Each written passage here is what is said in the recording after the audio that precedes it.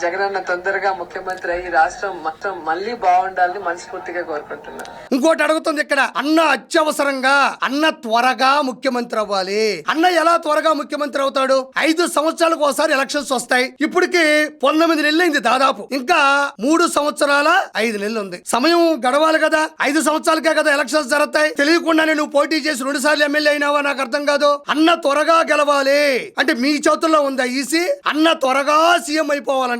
కాలం ఎక్కడుందో ఎదుకో, అక్కడికెళ్ళి గట్టిగా తిప్పు, గరగర వచ్చేస్తది. 5 సంవత్సరాలు అయిపోతుంది. అన్న త్వరగా సీఎం అయిపోవాలంట. అన్న ఎలా త్వరగా సీఎం అవుతాడు?